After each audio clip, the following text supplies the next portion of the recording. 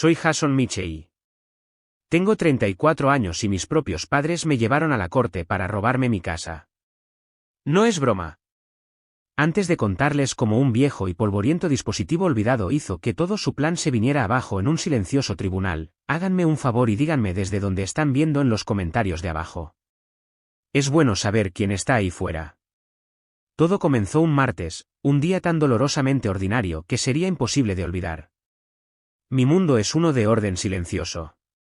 Como analista senior de ciberseguridad, prospero en el predecible zumbido de los servidores y el flujo lógico del código. Mi cubículo era mi pequeño reino de control, 3 monitores mostrando líneas de datos en cascada, un escritorio meticulosamente organizado y una foto del viejo barco de pesca de mi abuelo.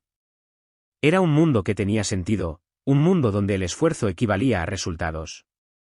Esa tarde, estaba metido hasta el cuello, rastreando una sofisticada variante de ransomware que había paralizado a uno de nuestros clientes más grandes. Para mí, esto no era solo un trabajo, era un rompecabezas, una partida de ajedrez digital, y yo estaba ganando. Fue entonces cuando el orden se rompió. Carol, nuestra perpetuamente alegre gerente de oficina, se acercó a mi escritorio, su habitual sonrisa brillante reemplazada por una línea tensa y ansiosa. Jason, susurró como si estuviera dando malas noticias en un hospital, hay un caballero aquí para verte. Dice que es personal. Me giré en mi silla, molesto por la interrupción. De pie junto a las puertas principales de cristal había un hombre que parecía haber salido de una película en blanco y negro. Su traje era una talla demasiado grande y colgaba de su cuerpo como un sudario. La tela estaba arrugada y desgastada. Apretaba un rígido sobre de Manila contra su pecho como un escudo. No pertenecía aquí. En medio del elegante cromo, las paredes de cristal y el enérgico bullicio de una empresa tecnológica, era un presagio. Caminó hacia mí, sus pesados zapatos raspando contra nuestros pulidos suelos de hormigón. Cada paso parecía resonar, atrayendo la atención de mis colegas. Las cabezas comenzaron a asomar por encima de los divisores de tela gris. El tecleo silencioso de los teclados disminuyó. Sentí una docena de pares de ojos sobre mí, un foco repentino e inoportuno. El hombre se detuvo frente a mi escritorio, sus propios ojos tan vacíos e indiferentes como una cámara de seguridad. ¿Jason Michei? Su voz era plana, aburrida. Ese soy yo, logré decir, mi propia voz sonando extraña. No ofreció un apretón de manos ni un saludo. Simplemente me tendió el sobre. Ha sido notificado. Las palabras quedaron suspendidas en el aire, feas y afiladas. Luego sacó una pequeña tableta electrónica y un lápiz de su bolsillo. Necesito su firma aquí, confirmando la recepción. Sentí como si mi mano estuviera cubierta de plomo al tomar el lápiz. Mi mente era un rugido en blanco de ruido blanco. ¿Notificado? ¿Notificado con qué? Garabateé una línea irregular en la pantalla, mi firma completamente irreconocible. En el momento en que terminó, gruñó, se dio la vuelta y se alejó, desapareciendo de nuevo en el mundo del que venía. La oficina estaba en completo silencio. Podía sentir el peso de la curiosidad de todos. Mi amigo y colega, Dave, se inclinó desde el cubículo de al lado. Oye, hombre, ¿estás bien? ¿Quién era ese? No pude responder. Simplemente miré el grueso sobre de aspecto oficial en mis manos, que se sentía caliente al tacto, radiactivo. Con dedos temblorosos, rompí el sello. El papel que había dentro era pesado, importante, y en la parte superior, en letras mayúsculas y en negrita, estaban las palabras que hicieron añicos mi martes ordinario en 1.000.000 de pedazos, Tribunal Superior de California. Y debajo, los nombres que detuvieron mi corazón, Rebecca y Thomas Michei, demandantes contra Jason Michei, demandado. Rebecca y Thomas. Mamá y papá. Mi visión se estrechó. Los sonidos de la oficina se desvanecieron. Era una demanda, una declaración legal formal de guerra de las dos personas que se suponía que eran mi puerto más seguro. Escaneé los densos párrafos de jerga legal, mi mente luchando por ponerse al día. Frases saltaron hacia mí como asaltantes de la página: enriquecimiento injusto, incumplimiento de la confianza familiar, inversión emocional y financiera, demanda de transferencia inmediata de la propiedad. No solo pedían dinero, exigían la casa. Mi casa, la que había cerrado hace solo 3 semanas, la culminación de un sueño de 13 años. Mi teléfono, sentado en el escritorio, de repente cobró vida, sobresaltándome. Un número desconocido. Contesté en piloto automático, con la garganta demasiado tensa para hablar. ¿S.R. Michei? La voz al otro lado era suave como la seda e igual de resbaladiza. Estaba impregnada de una marca condescendiente de encanto profesional. Mi nombre es Derek Palmer. Tengo el privilegio de representar a sus padres en este desafortunado asunto. ¿Asunto desafortunado? Finalmente encontré mi voz, y era áspera por la incredulidad. ¿Qué demonios es esto? Es una broma, ¿verdad? Una leve risita llegó a través del teléfono, un sonido que hizo que se me erizaran los pelos de los brazos. Le aseguro, señor Michei, que sus padres hablan muy en serio. Mire, no hagamos esto más difícil de lo que tiene que ser. Ellos lo criaron. Invirtieron en usted. Ahora su hermana, Olivia, una artista verdaderamente talentosa, se encuentra en una posición precaria. Sus padres creen, y yo estoy de acuerdo, que usted tiene la obligación moral de proporcionarle la estabilidad de un hogar, el hogar que acaba de comprar, por cierto.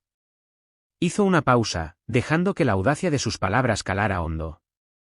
Piénselo de esta manera, usted puede ser el héroe aquí. Firme la escritura de transferencia. Hacemos que todo esto desaparezca y su familia puede comenzar a sanar. O bien, podemos hacer esto por las malas. Es su elección, pero pensaría cuidadosamente de qué narrativa quiere formar parte. Terminó con una frase que goteaba una amenaza velada: a veces, hacer lo correcto por su familia es una inversión. Colgué el teléfono de golpe, con la mano temblando de una rabia tan pura y tan potente que casi me ahogaba. No era solo un abogado, era un narrador, y lo habían contratado para escribir una historia donde yo era el villano. Miré los documentos legales, los nombres de mis padres listados como demandantes. Esto no era un malentendido, esto era un golpe de estado. El viaje de 40 minutos desde mi oficina a mi nueva casa se sintió como una caminata a través de un país extranjero.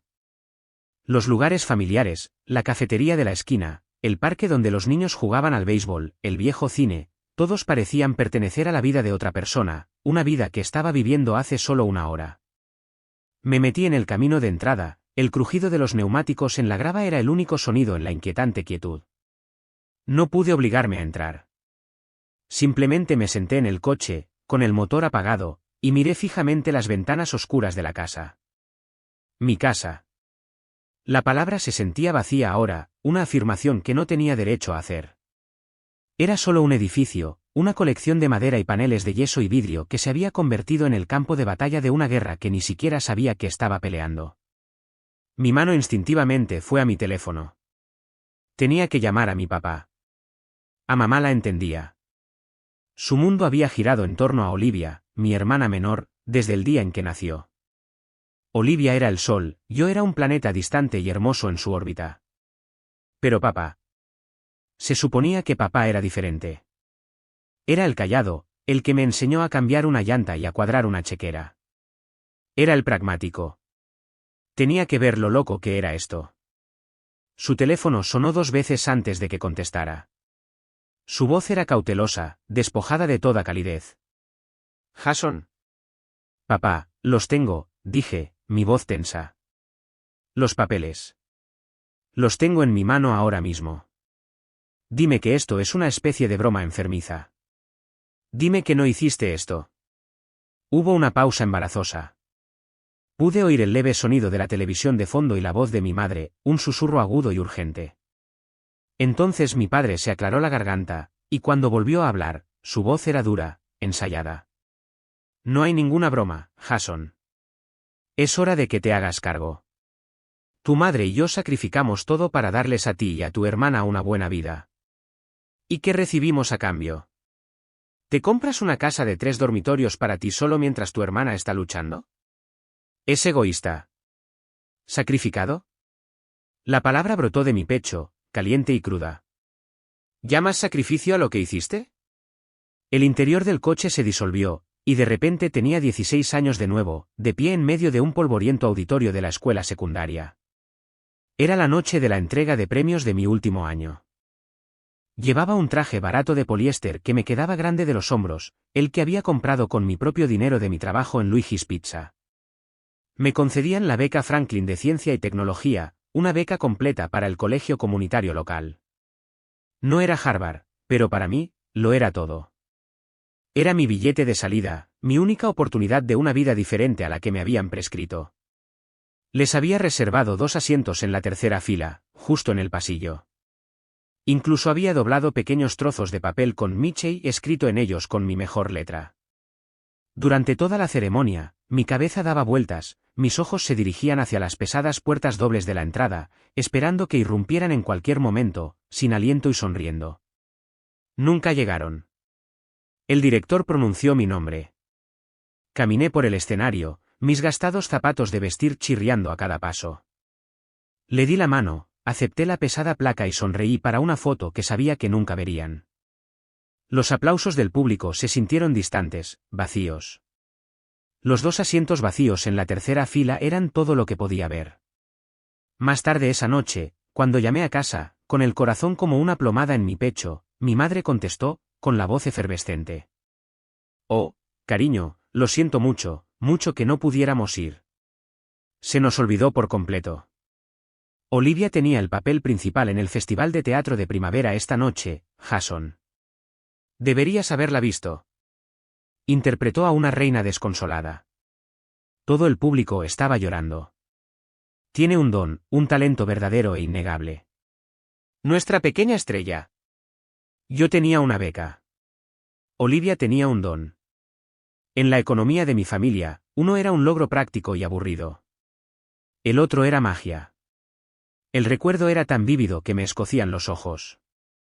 Papá, dije, mi voz baja, volviendo a la fría realidad del presente, no estabas allí. Te perdiste mi graduación de la escuela secundaria porque Olivia tenía un resfriado. Te perdiste mi graduación universitaria porque la llevabas de gira por las escuelas de arte de la costa este. No estuviste allí para nada de eso. Hicimos lo mejor que pudimos, replicó, su voz elevándose en ira defensiva. Te dimos todo lo que necesitabas. Un techo sobre tu cabeza, comida en la mesa. ¿Un techo sobre su cabeza? A los 18 años, me di cuenta de que ese techo tenía un precio que ya no estaba dispuesto a pagar, mi sentido de la autoestima. El favoritismo no era un secreto. Era la regla de la casa. Estaba en la forma en que mi mamá colgaba las torpes pinturas de Olivia en la sala de estar mientras mis certificados académicos permanecían en una carpeta en mi escritorio. Estaba en la forma en que las conversaciones familiares siempre volvían a la última pasión de Olivia. Así que me fui. Empaqué mi vida en 2 bolsas de lona y me mudé a un apartamento destartalado con mi mejor amigo, Marcus. Nos habíamos conocido cuando teníamos 16 años, ambos lanzando pizzas en Luigi's. Fue la primera persona fuera de mi familia que me vio, no solo al hermano mayor de Olivia. La noche que le dije que me mudaba, no hizo preguntas. Simplemente dijo, mi piso es tu piso. Era mi familia elegida, el hermano que siempre había necesitado. Esos primeros años fueron una molienda brutal.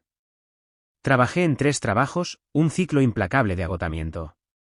De 5 de la madrugada a 1 de la tarde, estaba en un almacén en el lado industrial de la ciudad, mi cuerpo dolorido por levantar cajas pesadas en el frío glacial. De 2 de la tarde a 5 de la tarde, dormía. De 6 de la tarde a 11 de la noche, estaba entregando pizzas para Luigi's, viviendo en mi coche destartalado. Los fines de semana, lavaba platos en un restaurante grasiento, mis manos perpetuamente agrietadas y oliendo a lejía y pozos de café viejos. Vivía de café, adrenalina y la obstinada negativa a fracasar. Estaba más cansado de lo que había estado en mi vida, pero estaba respirando mi propio aire.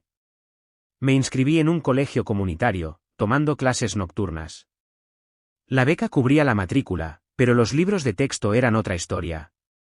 Recuerdo la vergüenza de llamar a casa para pedir ayuda, solo $100 para un libro de texto usado de programación C++ que era esencial para mi especialidad.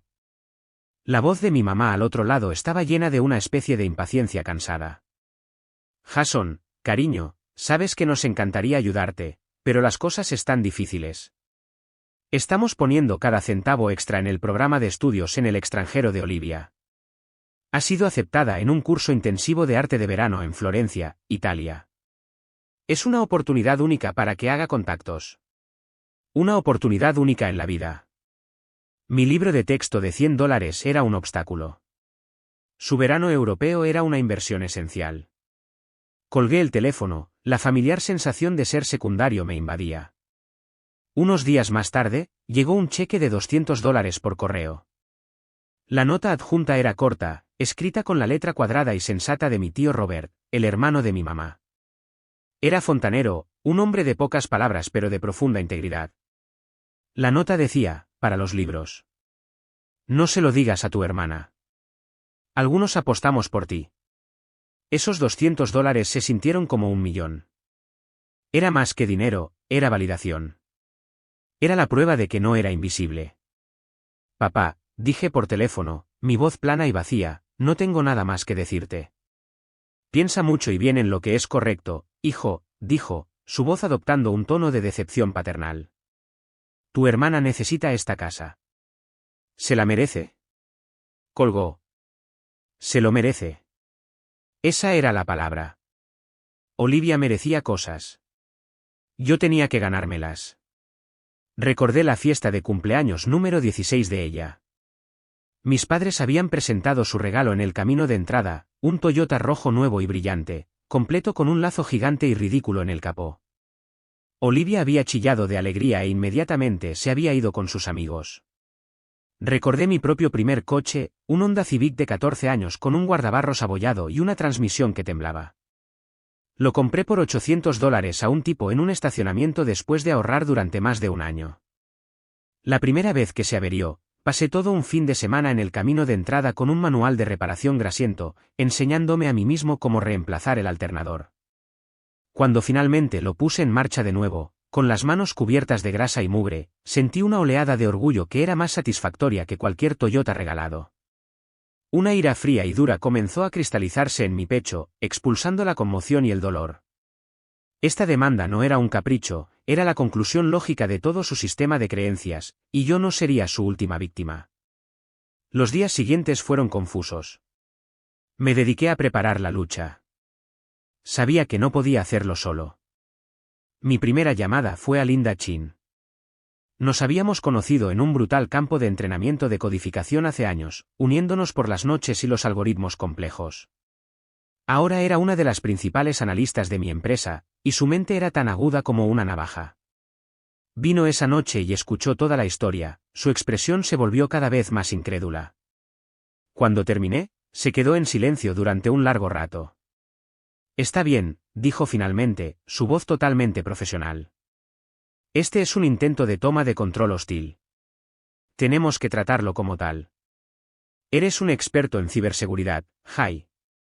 Tu trabajo consiste en encontrar vulnerabilidades y rastrear amenazas hasta su origen. Hagámoslo aquí. Era exactamente lo que necesitaba oír. Pasamos la semana siguiente transformando mi comedor en un centro de mando. Desenterramos todos los registros financieros que tenía desde hacía 13 años. Creamos cronologías, gráficos y visualizaciones de datos que contaban una historia poderosa, la historia de una vida construida con cada cheque de pago, cada elección frugal a la vez. Fue durante esta inmersión profunda que Linda descubrió la primera grieta real en su armadura. Había mencionado que todavía estaba pagando la línea de teléfono celular de mi abuelo en mi antiguo plan familiar. Un pequeño detalle, pero los detalles eran nuestro negocio. Déjame entrar en los registros de la cuenta, dijo Linda, sus dedos volando sobre su teclado. Veamos qué más hay ahí. Unos minutos más tarde, se congeló. Jai, tienes que ver esto. Me incliné sobre su hombro. Estaba señalando un cargo mensual recurrente en la línea de mi papá. Estaba etiquetado como retenedor de servicios legales. Era un pago directo a la firma de Palmer, Haynes & Associates. Ese es él. Ese es su abogado, respiré. Se pone peor, dijo, su voz sombría. Los pagos no se están sacando de la cuenta bancaria de tu papá. Están siendo financiados por una transferencia automática de un fideicomiso ciego. ¿Puedes rastrearlo? Pregunté, mi corazón comenzando a latir con fuerza. Dame un minuto. El tenso silencio solo fue roto por el furioso chasquido de sus teclas. Estaba en su elemento, una detective digital a la caza. Finalmente, me miró, con los ojos muy abiertos por el descubrimiento. Lo tengo, dijo. El fideicomiso se estableció hace 6 meses. Está registrado a nombre de una tal Patricia Michei. Tía Patricia, la hermana de mi papá, la arquitecta de la jerarquía social de mi familia, la que siempre me miró como si fuera una mancha en el retrato familiar. Siempre pensé que su desdén era solo una antipatía personal. Estaba equivocado. Esto era estratégico, esto era la guerra. Ella era la benefactora secreta, la mano oculta que movía los hilos. Me dejé caer en mi silla, las piezas del rompecabezas encajando con una claridad repugnante, el abogado caro, el ataque agresivo y preplanificado, la manipulación emocional coordinada. Esto no era solo el derecho de mis padres, era una conspiración. Han estado planeando esto durante meses, susurré. Parece eso, dijo Linda suavemente, su mano descansando sobre mi hombro. Entonces, la pregunta es, ¿qué vamos a hacer al respecto? Miré la montaña de evidencia esparcida sobre mi mesa. Miré la foto de mi abuelo, su rostro amable y curtido como un faro de decencia en este lío. Y supe, con una certeza que me heló hasta los huesos, que no solo estaba defendiendo una casa, estaba defendiendo mi vida. El periodo posterior al descubrimiento de la participación de la tía Patricia fue como la inquietante calma antes de un huracán. La amenaza ya no era una vaga nube de tormenta emocional, tenía un nombre, una fuente y una estrategia, y estaba dirigida directamente a mí. Antes de que la batalla legal consumiera cada momento de mi vigilia, tuve 3 semanas de paz frágil en mi nueva casa. Esos fueron días preciosos. Recuerdo la simple y profunda alegría de cosas con las que solo había soñado. La primera mañana me desperté en mi propia habitación con la luz del sol entrando a raudales por una ventana que era mía. La primera comida que comí en la casa, una gran pizza de pepperoni de Luigi's, extendida sobre una manta de mudanza en el suelo de la sala porque mis muebles aún no habían llegado. Me senté allí con Marcus, bebiendo cerveza barata directamente de la botella, y brindamos por el propietario de mí. Pasé todo un sábado en el patio trasero, un pequeño trozo de verde ligeramente descuidado que era todo mío. Fui al vivero local y compré un pequeño limonero. Cavé el hoyo yo mismo, con las manos cubiertas de tierra rica y oscura. Y mientras lo plantaba, le hice una promesa silenciosa a él y a mí mismo: íbamos a echar raíces aquí. Íbamos a prosperar. Ese sentimiento de esperanza, de un futuro que finalmente tomaba forma, hizo que su ataque fuera aún más brutal. Fue un ataque directo a la vida que apenas comenzaba a construir.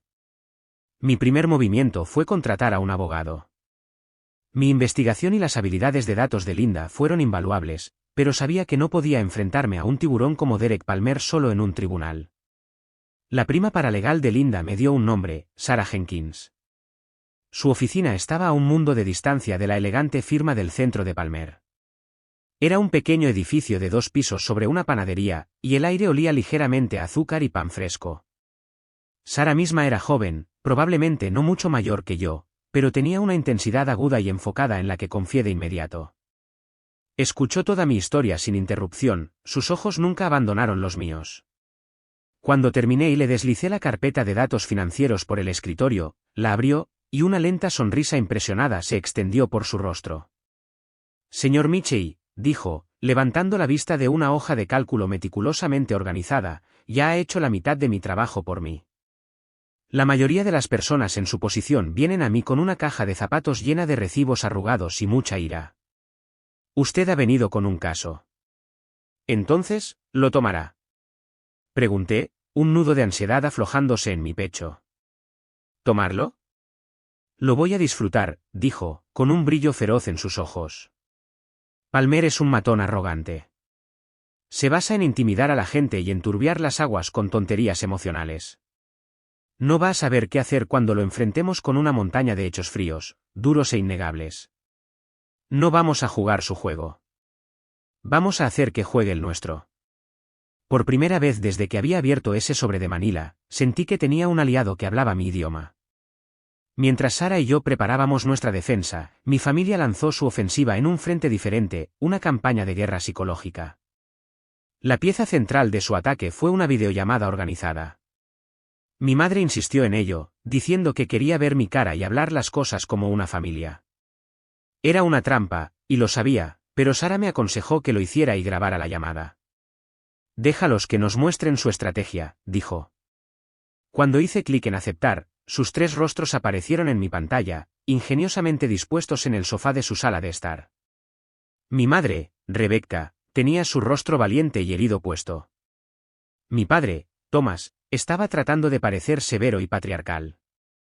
Y Olivia, mi hermana, era un retrato de frágil tristeza artística. Llevaba un cuello alto negro y tenía el pelo recogido de una manera que resaltaba sus grandes ojos tristes. Jason, cariño, comenzó mi madre, su voz una clase magistral en duelo controlado, no queremos pelear. Te amamos, pero tienes que entender a Olivia. Es un alma sensible. El mundo es un lugar duro para un artista. Necesita un santuario, un lugar para crear sin el estrés de preocuparse por el alquiler. Tú eres fuerte, eres práctico. Puedes caer de pie. Esta casa sería un salvavidas para ella. La casa es mi salvavidas, mamá, dije, manteniendo mi voz uniforme. Yo soy el que trabajó por ella. Esta fue la señal de Olivia. Una sola lágrima perfecta rodó por su mejilla. Simplemente no entiendo por qué estás siendo tan cruel, Jason, susurró, su voz rompiéndose hermosamente. Toda mi vida, pensé que eras mi hermano mayor, el que me protegería, pero tú estás tratando de lastimarme. No quieres que sea feliz. Fue una actuación digna de un Oscar. La culpa, la vergüenza, la manipulación emocional, fue una manguera de incendios de todo ello, dirigida directamente a mí. Mi padre proporcionó el gran final, inclinándose hacia la cámara con el ceño fruncido y el rostro enrojecido. ¿Escuchas eso? Tu hermana está sufriendo, y todo lo que puedes pensar es en ti mismo. No te criamos para que fueras tan egoísta. Estás destrozando a esta familia, Jason. Destrozándola. Terminó la llamada. Me senté en el silencio zumbante, mi propia grabación de la llamada guardada y respaldada. Sara tenía razón, me habían mostrado todo su libro de jugadas. Todo era emoción, todo acusación, sin un solo hecho que encontrar. La siguiente fase de su ataque se hizo pública. El Instagram de Olivia, generalmente un feed curado de sus pinturas abstractas y selfies con pucheros, se convirtió en un santuario de su victimismo. Publicó una historia larga y divagante sobre el dolor de ser traicionada por la familia, evitando cuidadosamente cualquier detalle pero pintando una imagen clara de una artista sensible siendo aplastada por un hermano frío y materialista. La sección de comentarios era un pozo negro de apoyo adulador. Te amamos, Liv. Mantente fuerte. Los verdaderos artistas siempre sufren. No puedo creer que tu propio hermano te haría eso. Luego llegaron los correos electrónicos y mensajes de texto de la familia extendida, los que solo escucharon el lado de la historia de mis padres. Mi tía Carol envió un correo electrónico que decía: querido Jason, sentí mucho escuchar sobre el desacuerdo que estás teniendo con tus padres. Sé que eres un buen chico de corazón. Espero que recuerdes todas las cosas maravillosas que han hecho por ti y encuentres en tu corazón hacer lo correcto. Cada mensaje era un pequeño corte, un corte de papel de juicio de personas que no tenían idea de lo que realmente estaba sucediendo. Estaban tratando de aislarme, de hacerme sentir como si yo fuera el irrazonable, el que estaba equivocado. Mi primo, Ethan, el hijo del tío Robert, fue mi única fuente de cordura de ese lado de la familia.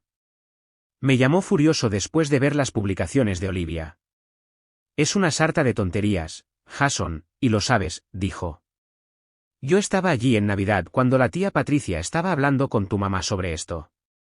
Ella fue la que metió toda la idea en sus cabezas. Seguía diciendo, tienes derecho legal a ello. Es una inversión parental. Incluso tenía la tarjeta de presentación de Palmer con ella. Todo esto huele a ella desde una milla de distancia. La confirmación solidificó mi determinación. Esto no era solo el derecho de mi familia, fue alimentado y convertido en arma por el resentimiento latente de mi tía hacia mí. El movimiento final en su asalto previo al juicio fue el más audaz. Una tarjeta de felicitación apareció en mi buzón. No había sido enviada por correo, había sido entregada en mano. La escritura era la elegante y cursiva de mi madre. La abrí. La tarjeta tenía una imagen de un faro de aspecto sereno en el frente. En el interior, el mensaje impreso decía: pensando en ti durante este momento difícil. Y debajo, mi madre había escrito una nota personal: Jason, no es demasiado tarde para detener toda esta fealdad. Podemos dejar todo esto atrás y ser una familia de nuevo. Simplemente haz lo correcto. Todo nuestro amor, mamá y papá. Todo nuestro amor. La hipocresía de ello era impresionante. Era una amenaza envuelta en el lenguaje del afecto, un intento final de hacerme ceder antes de que comenzara la verdadera lucha. No tiré la tarjeta a la basura, la deslicé en una funda de plástico transparente y la coloqué en una carpeta etiquetada como comunicaciones del demandante. Era evidencia. Era un ejemplo perfecto de toda su estrategia. Levanté el teléfono y llamé a Sarah Jenkins. Están tratando de quebrarme antes de que lleguemos a la corte, le dije. Lo sé, dijo, su voz tranquila y firme. Significa que tienen miedo. Las personas que tienen los hechos de su lado no necesitan recurrir al chantaje emocional. Déjalos jugar sus juegos. Los estaremos esperando en la corte con la verdad. El mes anterior a la fecha del juicio fue el mes más largo de mi vida. Mi existencia se redujo a un bucle apretado y enfocado: trabajar, comer, dormir, prepararse. Cada momento libre se dedicaba al caso. Mi hogar, una vez una fuente de orgullo, ahora se sentía como un búnker legal. La mesa del comedor desapareció bajo una avalancha de papel, estados de cuenta bancarios, blocs de notas legales, documentos resaltados y carpetas organizadas con la misma precisión que usaba para mis proyectos de ciberseguridad más complejos. Linda era mi general. Aparecía después de su propio largo día en el trabajo con recipientes para llevar y una olla de café recién hecho, lista para sumergirse. Tenía una mente para los sistemas y un don natural para ver patrones. Juntos, éramos un equipo formidable. Hicimos referencias cruzadas de cada gasto, cada depósito, creando una biografía financiera tan detallada que era inatacable. Esto es más que solo una defensa, Jason, dijo una noche, sus ojos escaneando un diagrama de flujo que creamos que rastreaba cada dólar del pago inicial hasta su origen. Esta es tu declaración de independencia. Está escrito aquí mismo en blanco y negro. Su creencia en mí era un salvavidas.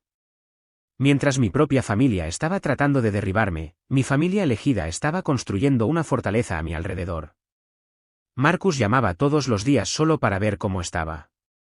¿Cómo va la pelea, hermano?, preguntaba. No me dejaba revolcarme en la miseria. Me contaba un chiste estúpido, se quejaba de su jefe, hablaba de sus hijos.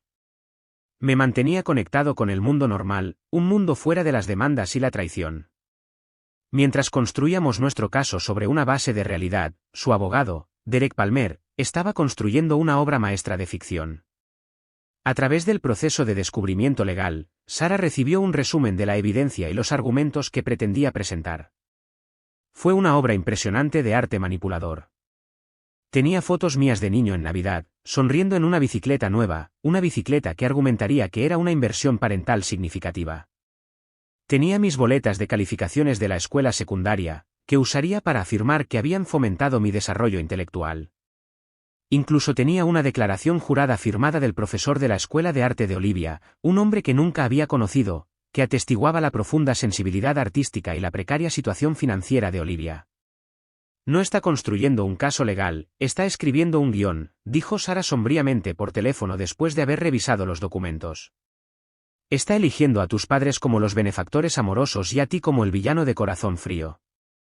Nuestro trabajo es mostrarle al juez que está dirigiendo una obra de ficción. La presión constante era inmensa, pero el verdadero punto de quiebre llegó una semana antes del juicio. Un mensajero entregó un documento grueso, encuadernado profesionalmente, de la oficina de Palmer. La portada, en una elegante fuente serif, decía: un libro mayor de inversión parental, la vida y crianza de Jason Michey. Mis manos temblaron al abrirlo. Era una hoja de cálculo, pero una hoja de cálculo del infierno. Durante 28 páginas, habían detallado mi vida y le habían asignado un valor en dólares. Fue lo más psicológicamente retorcido que había visto en mi vida. Comenzó con lo básico. Costos de parto hospitalario, $7,500. Pañales y fórmula, estimado $4,200. Visitas al pediatra, de 0 a 18 años, $9,000. luego se volvió más insidioso, más personal. Costo de los alimentos, estimado 165,000 calorías / diagonal año durante 18 años, $54,000. Costos de los servicios públicos, parte de la electricidad, el agua y el gas del hogar, $18,500. Fiestas de cumpleaños de la infancia, regalos, pastel, entretenimiento, $4,100. Y luego vino la parte verdaderamente obscena, donde intentaron cuantificar el amor y el cuidado. Apoyo emocional durante las enfermedades infantiles, $2,500. Transporte hacia y desde la práctica de fútbol, 8 temporadas, $1,800. Orientación parental en la tarea y los proyectos escolares, $6,000. Consuelo y apoyo durante la primera ruptura de la escuela secundaria, $750. La lista seguía y seguía, una contabilidad vertiginosa y sofocante de una vida. Habían convertido cada recuerdo, cada abrazo, cada consejo de los padres en una línea de factura. El gran total en la parte inferior, encerrado en un círculo con tinta roja, era la asombrosa cantidad de $312,650. Me deslicé hasta el suelo de la cocina, con los documentos extendidos a mi alrededor. El aire salió de mis pulmones. Ya no se trataba de una casa, se trataba de mi propia existencia. Me habían presentado una factura por estar vivo. Argumentaban que mi vida era un préstamo y que ahora estaba en incumplimiento. Toda la ira, toda la justa indignación a la que me había estado aferrando desaparecieron. En su lugar había una ola profunda y aplastante de desesperación. Tal vez estaba equivocado. Tal vez esto es lo que era la familia, una serie de transacciones, de deudas y obligaciones. Tal vez yo era el que no entendía las reglas. Mis manos temblaban tanto que apenas podía marcar mi teléfono. Llamé a Marcus. Mi voz era un susurro ahogado. Se acabó, dije. No puedo hacer esto. ¿Simplemente? Les voy a dar la casa. ¿De qué estás hablando? Su voz era aguda por la alarma. Me enviaron una factura, hombre, dije, un sollozo seco y sin humor escapando de mis labios. Una factura por criarme. Le pusieron un precio a todo. ¿Cómo luchas contra eso? ¿Cómo pones a tu propia madre en el estrado y discutes con ella sobre el costo de tu infancia? Hubo un largo silencio. Pude oírlo respirar al otro lado de la línea. Cuando finalmente habló, su voz era tranquila, pero estaba forjada en acero. Escúchame, Jason. Escúchame con mucha atención, dijo. ¿Eso que estás sosteniendo? No es un libro mayor, es una confesión. Es su confesión de que no saben lo que es el amor. El amor no lleva una cuenta corriente. El amor no emite facturas. Ese trozo de papel es lo más enfermizo y retorcido que he oído en mi vida. Y es la mejor prueba que tenemos. ¿Cómo? Susurré. Porque ningún padre cuerdo y amoroso hace eso, dijo, su voz elevándose con pasión. Vas a entregar eso a tu abogada, y ella se lo va a mostrar a un juez, y cualquier ser humano decente en el planeta lo verá por lo que es, abuso emocional. Es la prueba de que esto no tiene nada que ver con lo que es justo y todo que ver con el control. Están tratando de hacerte sentir tan inútil que simplemente te rindas. No los dejes. No te atrevas a dejarlos ganar. Continuó, su voz un torrente de lealtad y furia. ¿Recuerdas la noche en que tu viejo y oxidado Honda murió en la autopista? ¿A quién llamaste? A ellos no. Me llamaste a mí, y yo fui. ¿Recuerdas cuando mi esposa estaba en el hospital teniendo a nuestro primer hijo, y yo estaba hecho un lío aterrorizado? ¿Quién apareció a las 3 de la madrugada con café y simplemente se sentó conmigo? Tú lo hiciste. ¿Eso es familia, Jason? Esa es una deuda que con gusto te deberé por el resto de mi vida. ¿Lo que están haciendo ellos? Eso es solo negocios. Un negocio enfermizo y podrido. Así que te levantas del suelo, pones ese documento malvado en tu maletín y vas a ganar esta maldita guerra. Sus palabras cortaron la niebla de mi desesperación. Tenía razón. Esto no era una factura, era un arma. Y me lo acababan de entregar. Me levanté, con mi determinación endureciéndose en algo nuevo, algo más frío y afilado. El dolor seguía ahí, pero ahora estaba protegido por una capa de propósito puro y sin adulterar. Fue en este nuevo estado mental, más tarde esa noche, cuando recordé la grabadora. Había estado vaciando las últimas cajas de mis cosas viejas del garaje de mis padres hacía unas semanas.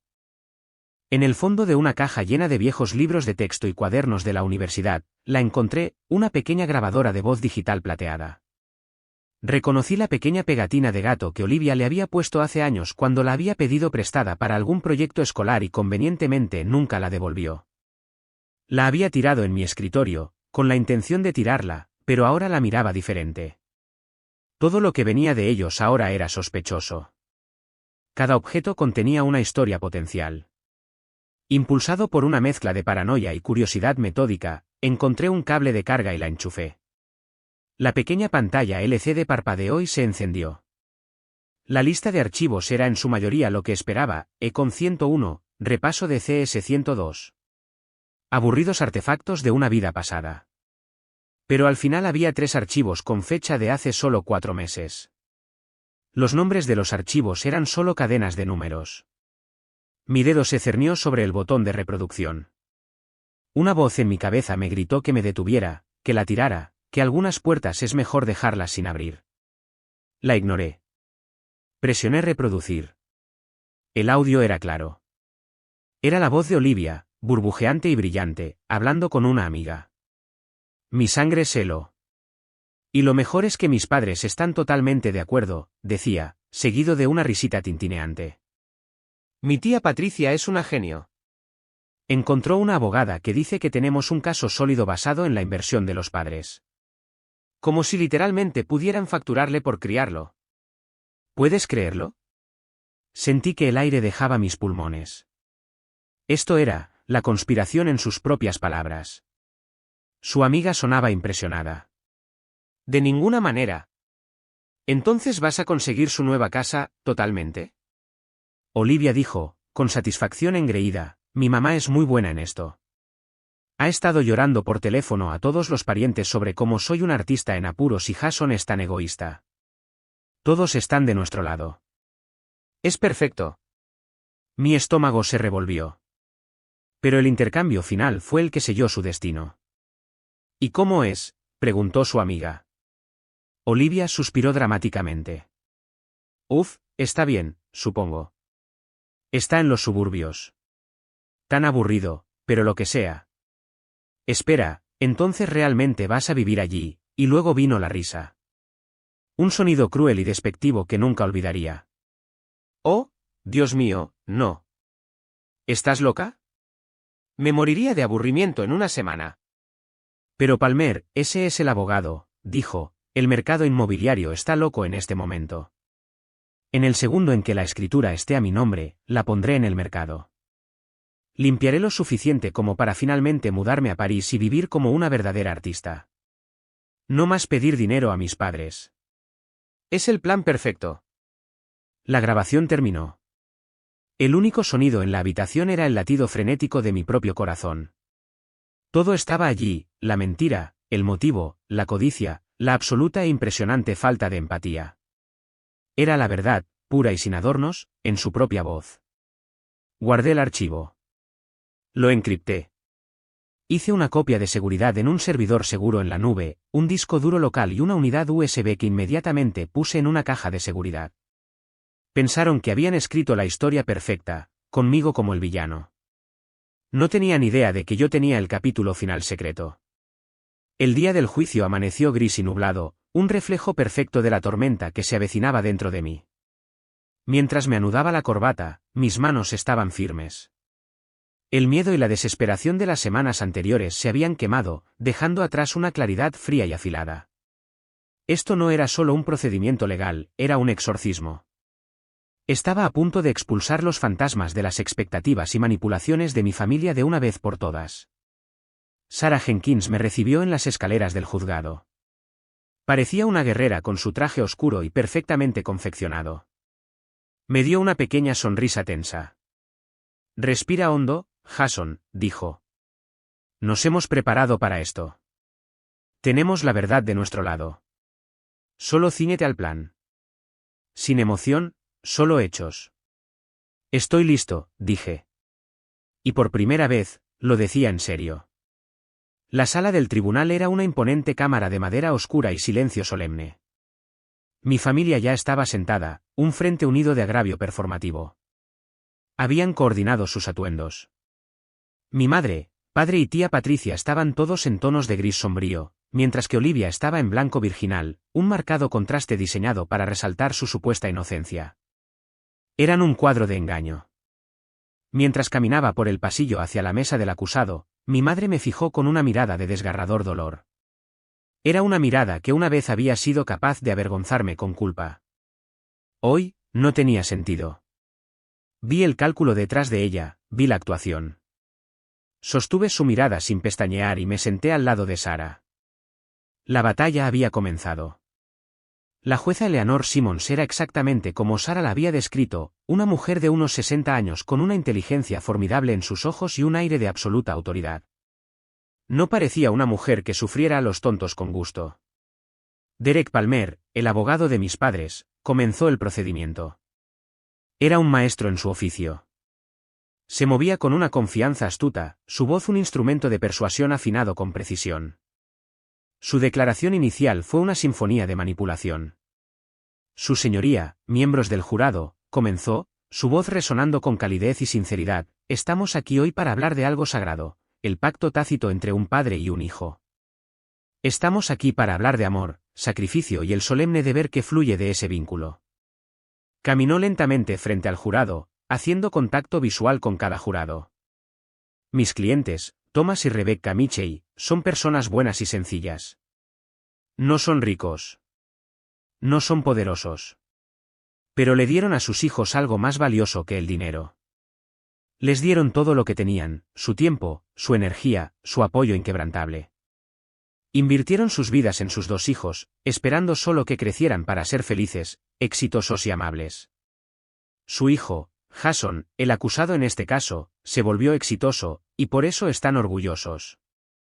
Pero en algún momento del camino, olvidó los sacrificios que pavimentaron su camino. Señaló hacia mí. Ahora, en sus últimos años, tienen un deseo simple y humilde, proporcionar un hogar estable para su hija, Olivia, una artista talentosa de inmensa promesa pero medios modestos. Buscan a su hijo exitoso no para una limosna, sino para un simple acto de gracia familiar, para compartir su buena fortuna. ¿Y cuál fue su respuesta? No compasión, no gratitud, sino una demanda. Los ha obligado a entrar en esta sala del tribunal para llevar el dolor privado de su familia al mundo. Negó con la cabeza con tristeza. Hoy, les pediremos que restablezcan una pequeña medida de justicia, que honren la inversión de estos padres amorosos. Fue brillante.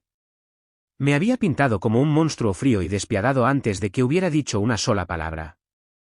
La declaración inicial de Sara fue el antídoto perfecto. Se quedó quieta, con las manos apoyadas en el podio. Su voz era tranquila, clara y desprovista de drama. Su señoría, miembros del jurado, dijo, el señor Palmer les ha contado una historia conmovedora. Hoy, no les contaremos una historia. Les presentaremos hechos. Les presentaremos 13 años de datos financieros, recibos de pago y registros bancarios. Les mostraremos con certeza matemática que la casa en el centro de esta disputa fue comprada por mi cliente, y solo por mi cliente, a través de su propio arduo trabajo y ahorros diligentes. Probaremos que este caso no se trata de deber familiar. Se trata de un intento de los demandantes de apoderarse de un activo al que no tienen derecho. La evidencia hablará por sí misma. La verdad está en los números. El contraste fue marcado, emoción versus datos, narrativa versus realidad. El primer testigo que llamó Palmer fue mi madre. Rebecca subió al estrado, secándose los ojos con un pañuelo de encaje. Palmer la guió a través de un testimonio lloroso sobre cómo siempre había sabido que Olivia era un alma especial y sensible que necesitaba protección. Habló del genio artístico de su hija y de las aplastantes realidades financieras que la estaban frenando.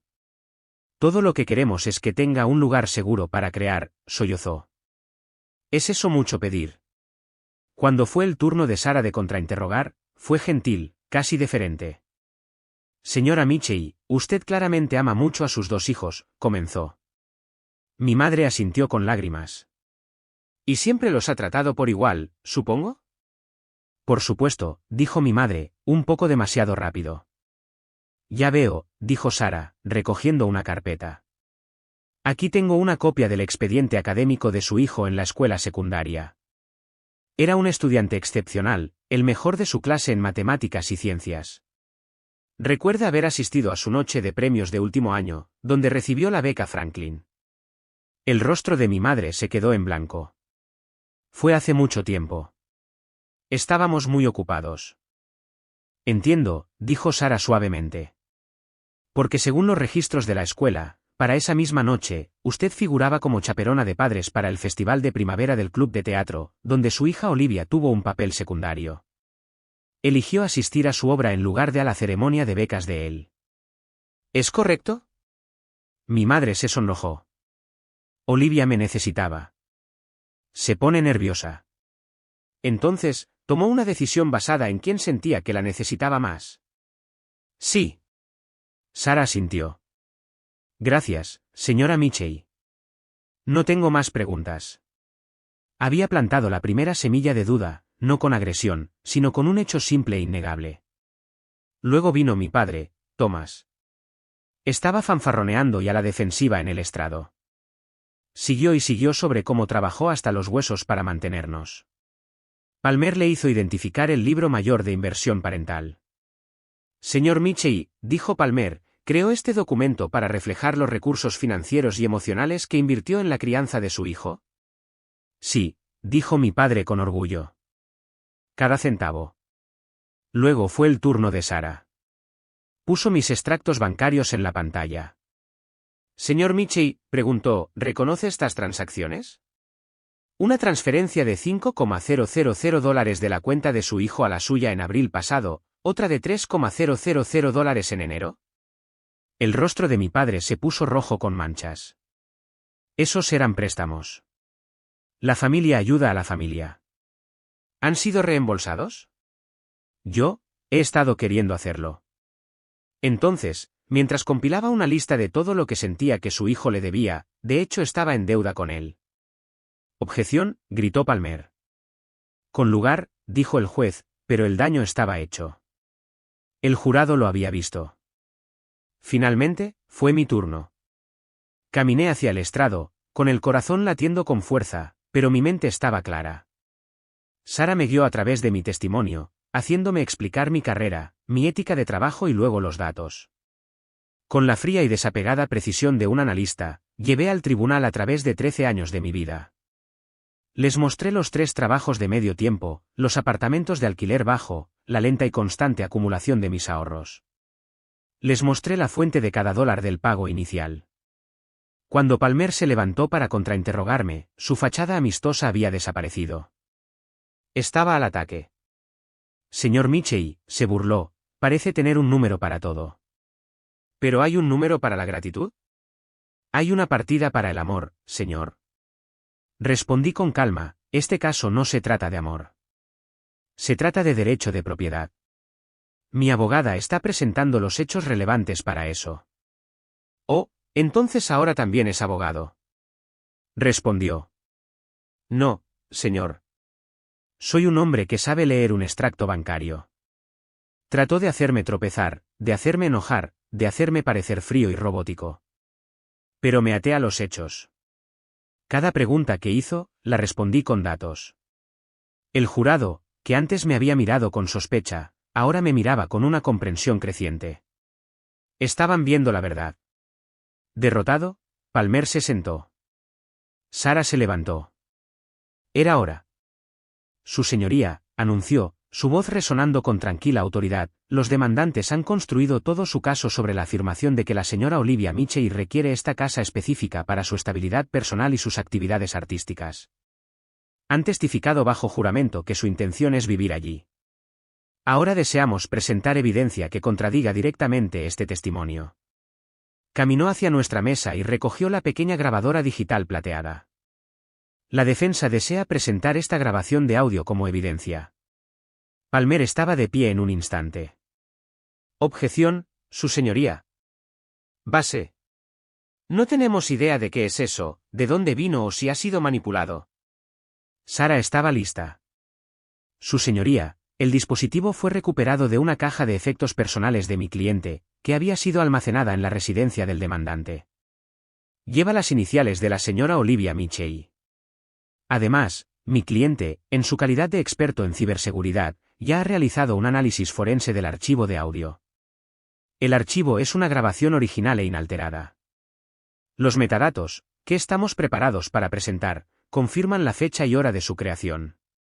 Por supuesto, estamos encantados de someterlo a verificación independiente. La jueza Simmons miró a Palmer, luego a Sara. Sus ojos se entrecerraron. Se rechaza la objeción. Puede reproducir la grabación, señora Jenkins. Un oficial de la corte tomó la grabadora, la conectó al sistema de sonido de la sala del tribunal. Sara me dio una última mirada tranquilizadora. Respiré hondo. Ella presionó el botón de reproducción. El primer sonido fue un poco de estática. Luego, el sonido tintineante de la risa de Olivia llenó la cámara. Era estridentemente fuerte en el silencio solemne. «Oh, Dios mío, no creerás lo que están haciendo mis padres». Su voz piaba, arrogante y despreocupada. «Van a conseguir totalmente la casa de Jason para mí». Una toma colectiva de aliento aguda recorrió la habitación. Me arriesgué a echar un vistazo a mi familia. Olivia parecía como si la hubieran convertido en piedra, su rostro una máscara de puro horror blanco. La mano de mi madre voló a su boca, con los ojos muy abiertos por la incredulidad, como si no pudiera creer que su hija hubiera sido tan descuidada. Mi padre pareció encogerse en su silla, su rostro colapsando. La confianza engreída de la tía Patricia se evaporó, reemplazada por una mirada de puro pánico. La grabación continuó, cada palabra un golpe de martillo para su caso. Olivia alardeando del abogado, burlándose de la actuación de víctima de mi madre. Los jurados se inclinaban hacia adelante ahora, sus rostros una mezcla de sorpresa y fascinación. Y luego vino el devastador intercambio final, la voz de su amiga: «Entonces, ¿realmente vas a vivir allí, en esa aburrida casa suburbana?» Y la cruel y despectiva risa de Olivia, una risa que selló su destino: «Dios, no». ¿Estás bromeando? Me moriría de aburrimiento en una semana. Pero Palmer, ese es el abogado, dijo, el mercado inmobiliario está loco en este momento. En el segundo en que la escritura esté a mi nombre, la pondré en el mercado. Limpiaré lo suficiente como para finalmente mudarme a París y vivir como una verdadera artista. No más pedir dinero a mis padres. Es el plan perfecto. El archivo de audio terminó. El silbido de estática que siguió fue el único sonido en el mundo. El silencio en la sala del tribunal era absoluto. Era algo físico, una manta pesada que sofocaba todo pensamiento, todo movimiento. Era el sonido de una mentira perfectamente construida siendo total e irrevocablemente aniquilada. Palmer se quedó congelado, con el rostro ceniciento. Había sido expuesto como un tonto, engañado por las mismas personas que representaba. El jurado miró a Olivia, sus expresiones una mezcla de disgusto y desprecio. Miré a la jueza Simmons. La máscara impasible se había ido. Su rostro era una nube de tormenta de furia justiciera. Miró a mi hermana, a mis padres y a su abogado, y el desprecio en sus ojos fue devastador. En ese profundo y resonante silencio, sentí que el peso de toda mi vida cambiaba en su eje. La guerra había terminado y la verdad había ganado. La jueza Simmons dejó que el silencio permaneciera en el aire por un momento largo y castigador, asegurándose de que cada persona en la sala sintiera todo el peso del engaño que acababa de ser expuesto. Cuando finalmente habló, su voz no era fuerte, pero cortó la tensión como el bisturí de un cirujano. «Señor Palmer», dijo, sus ojos taladrando al abogado deshonrado, «a la luz de esta revelación, ¿tiene algún deseo de continuar con su caso?» Derek Palmer, el hombre de las 1000 palabras, no pudo encontrar una sola. Simplemente negó con la cabeza, un pequeño movimiento derrotado, su astuta confianza hecha añicos en 1.000.000 de pedazos. La jueza Simmons luego volvió su formidable mirada hacia mi familia. Se marchitaron bajo su intensidad. Thomas y Rebecca Mitchell, dijo, dirigiéndose directamente a ellos, por favor, levántense. Mis padres se pusieron de pie, temblando, pareciendo dos escolares llamados a la oficina del director. En mis 20 años en este banco, comenzó la jueza, su voz una quemadura baja y controlada. He presidido casos nacidos de la codicia, de la malicia, de la pura estupidez, pero rara vez he presenciado un intento tan calculado y cínico de manipular la ley y explotar el concepto sagrado de familia. No han venido aquí buscando justicia. Han venido aquí intentando cometer robo, disfrazado con el lenguaje del amor paternal. Hizo una pausa, sus ojos recorriéndolos. Han presentado a este tribunal una narrativa fraudulenta. Se han perjurado bajo juramento y han utilizado su relación con su hijo como arma en un intento de apoderarse de un activo al que no tienen absolutamente ningún derecho. Lo que han hecho es un insulto a todos los padres amorosos que hacen sacrificios genuinos sin esperar nunca un retorno de su inversión. Recogió su mazo. Por lo tanto, este caso no solo es desestimado. Es desestimado con prejuicio, lo que significa que nunca podrá ser presentado ante ningún tribunal nuevamente. Además, ordeno a los demandantes que cubran todos los honorarios legales de mi cliente y los costos judiciales asociados. Que esto sirva como un recordatorio doloroso de que el sistema de justicia no es una herramienta para su enriquecimiento personal. Miró directamente a mis padres, su voz bajando a un tono final y devastador. Se supone que el amor de un padre es un escudo para su hijo, no una espada para ser utilizada contra él. Harían bien en reflexionar sobre eso. Con un golpe agudo y definitivo del mazo, declaró, se levanta esta sesión. La tensión en la sala se rompió. Una ola de murmullos se extendió por la galería. Sara me agarró del brazo, su agarre firme. Lo hicimos, Jason, respiró, con el rostro radiante. Los destruimos por completo. Solo pude asentir, sintiendo una sensación de alivio tan inmensa que sentí que podría salir flotando. Empaquetamos nuestros maletines y nos dirigimos a la salida. Cuando pasamos por el banco de los demandantes, mi familia estaba en desorden. Mi padre estaba mirando al espacio, su rostro una máscara gris de sorpresa. Mi madre ahora lloraba abiertamente, pero sus lágrimas eran de rabia y humillación, no de remordimiento. Cuando me acerqué a ellos, levantó la vista, con el rostro retorcido con un veneno que nunca antes había visto. Has destruido a esta familia. Espero que seas feliz, escupió. Me detuve. La miré, a la mujer que me había dado la vida y luego trató de facturármela. Miré a mi padre, un hombre roto por su propia debilidad. Miré a Olivia, que estaba siendo consolada por una tía Patricia furiosa. Y por primera vez, su juicio no tenía poder sobre mí. Las cadenas estaban rotas. No, dije, mi voz firme y clara. Yo no la destruí. Ya estaba rota. Solo dejé de permitir que me arrastraran a la ruina con ustedes. Luego les di la espalda y me alejé. La escena fuera del juzgado fue el acto final de su trágica obra. Cuando salimos a los escalones, parpadeando bajo la repentina luz del sol, la tía Patricia finalmente perdió su último atisbo de compostura. «Te arrepentirás de esto», gritó, su voz estridente y fea, apuntando un dedo tembloroso hacia mí. «Morirás solo en esa casa robada». «¿Solo?». Su arrebato fue tan desquiciado que un oficial de la corte cercano dio un paso hacia ella, con la mano apoyada en su radio. Mi padre trató de callarla, pero ella se lo quitó de encima. Fue un colapso público completo, una exhibición patética final del veneno que había estado impulsando todo este asunto. No dije una palabra, no necesitaba hacerlo. Simplemente seguí caminando, con Sara a mi lado. No miré hacia atrás. El sonido de los gritos de mi tía se desvaneció detrás de mí, reemplazado por los sonidos de la ciudad, los sonidos de mi propia vida esperándome.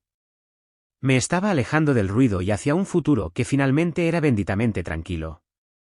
El año que siguió al juicio no se trató de celebración. No hubo brindis con champán ni fiestas de victoria. Fue un año de construcción tranquila y deliberada. Había demolido con éxito la estructura tóxica de la dinámica de mi antigua familia. Ahora tenía que construir algo nuevo y saludable en su lugar. El primer proyecto fue la casa en sí. Había sido un símbolo de conflicto, un campo de batalla legal. Ahora estaba decidido a convertirla en un santuario. Me lancé al trabajo con una pasión que no había sentido en años. Arranqué las alfombras sucias y desgastadas yo mismo, revelando hermosos pisos de madera debajo. Pasé los fines de semana viendo vídeos de mejoras para el hogar en YouTube, aprendiendo a enlucir, pintar e incluso colocar azulejos. Con cada pincelada, cada azulejo perfectamente colocado en el protector contra salpicaduras de la cocina, sentí que estaba recuperando físicamente mi vida, infundiendo las paredes con mi propio esfuerzo y esperanza. Mi verdadera familia, la familia que había elegido, fue la que me ayudó a llenar la casa de calidez. Linda era mi compañera constante. Nuestras sesiones de trabajo nocturnas se habían convertido en algo más profundo y significativo.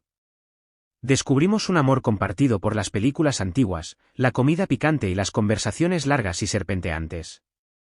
La asociación que habíamos forjado en el crisol de la demanda se convirtió en la base de una relación construida sobre el respeto mutuo, la confianza y un afecto fácil y cómodo. Una noche, mientras estábamos sentados en el porche que acababa de terminar de barnizar, ella simplemente apoyó su cabeza en mi hombro, y supe que estaba en casa. Marcus y su familia se convirtieron en visitantes habituales de fin de semana. El patio trasero, una vez un símbolo de un sueño amenazado, ahora estaba lleno del humo de la barbacoa, el sonido de los niños riendo y la fácil camaradería de la verdadera amistad. Me miraba desde el otro lado del patio, levantaba su botella de cerveza en un brindis silencioso y sabía que entendía. Esto era la victoria, no el veredicto en la sala del tribunal, sino esto. Esta realidad simple, pacífica y alegre. Sin embargo, la curación más profunda provino de la única persona que había sido mi aliado silencioso todo el tiempo, mi abuelo, Harold. Comenzó a venir todas las mañanas de domingo, un nuevo ritual para ambos. Tenía casi 80 años, pero tenía una fuerza silenciosa y un pozo profundo de sabiduría en el que me apoyaba cada vez más. Había estado horrorizado por la demanda y se había enfrentado a mi padre directamente después del juicio, un acto que había causado una ruptura permanente entre ellos. En su primera visita después del veredicto, llegó no con una cazuela o una botella de vino, sino con una pesada caja de herramientas de madera con colas de Milano. Era antigua, la madera oscurecida por la edad y las esquinas suavizadas por las manos de generaciones. Esta era de mi padre, dijo, con la voz cargada de emoción, mientras la colocaba en el nuevo banco de trabajo en mi garaje. Y fue de su padre antes que él. No eran hombres elegantes, pero eran constructores. Construyeron cosas que duraron. Pensé que era hora de que perteneciera a un verdadero constructor nuevamente. El peso de esa caja de herramientas en mis manos era el peso de una verdadera herencia. No una factura por amor, sino un legado de artesanía e integridad. Comenzó a enseñarme a trabajar la madera.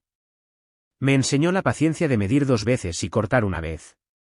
Me enseñó el olor a cedro recién cortado y la satisfacción de una junta perfecta.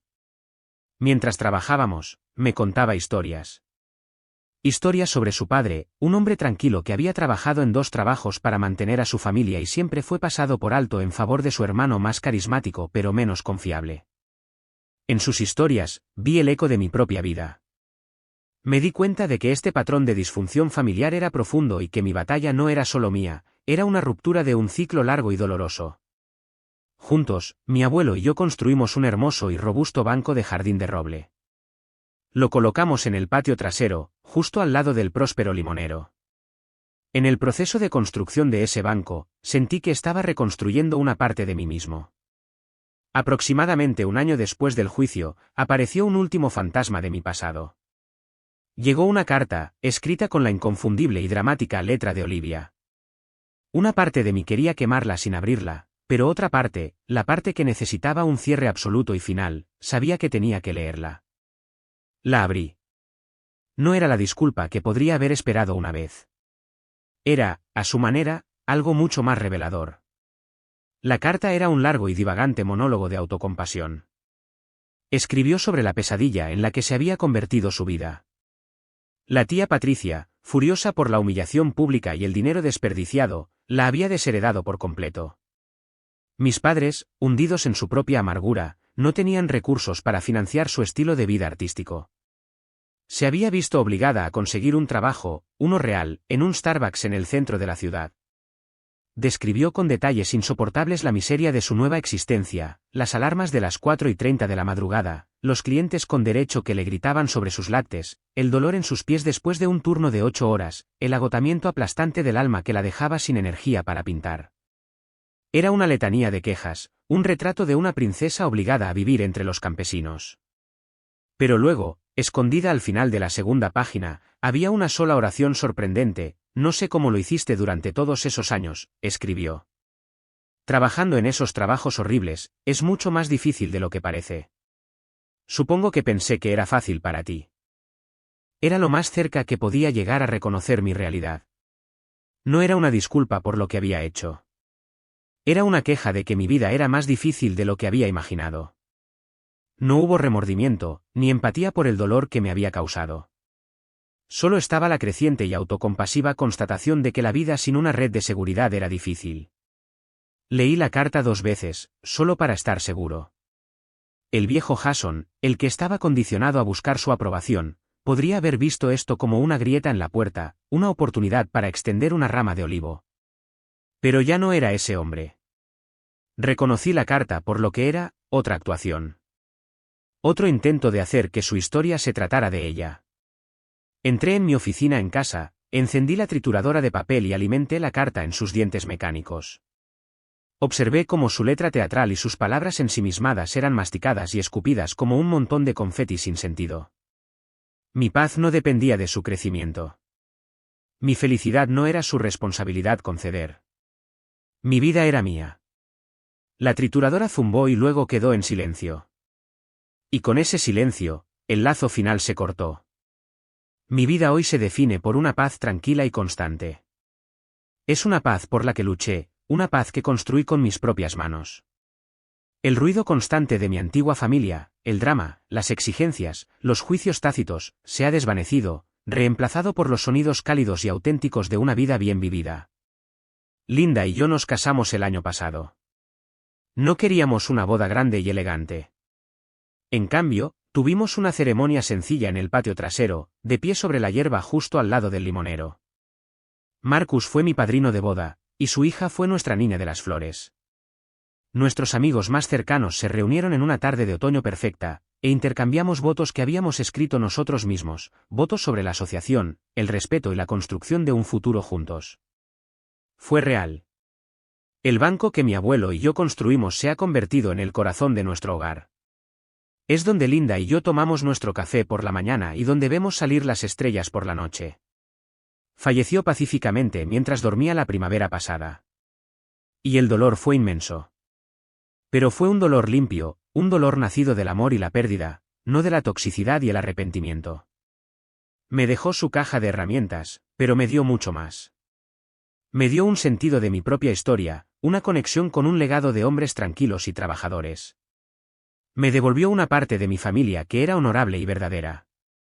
Cada vez que me siento en ese banco, siento su presencia, una fuerza constante y tranquilizadora. No he tenido contacto con mis padres, mi hermana o mi tía desde ese día en el juzgado. Escucho cosas ocasionalmente a través de la reacia vid familiar que a veces comparten el tío Robert y Ethan. La demanda arruinó a la tía Patricia y creó una brecha en la familia que nunca sanó. Mis padres vendieron la casa en la que crecí y se mudaron a un pequeño condominio. Olivia, me dicen, renunció a su trabajo en Starbucks y ahora vive con ellos. Los 3 atrapados juntos en un espacio pequeño, sofocándose en su amargura compartida.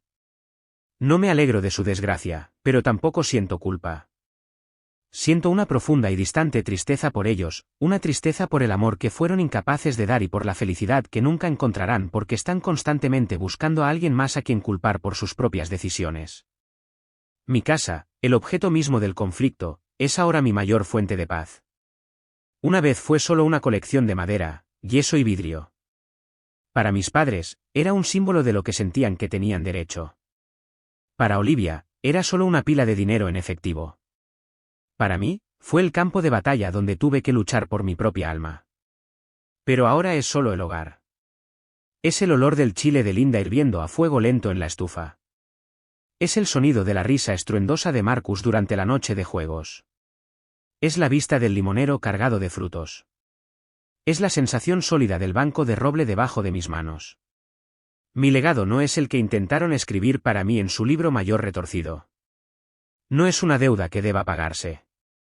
Mi legado está en las relaciones que he cultivado, el hogar que he construido y la paz que finalmente, misericordiosamente, he encontrado. Es un legado de elegir construir, incluso cuando otros están decididos a destruir las cosas. Y es una vida que es, en todos los sentidos significativos, verdaderamente mía. Gracias por escuchar mi historia. Espero que haya resonado contigo de alguna manera. ¿Alguna vez te has enfrentado a una situación en la que tuviste que defenderte contra las personas que se suponía que debían estar de tu lado? Comparte tu historia en los comentarios a continuación.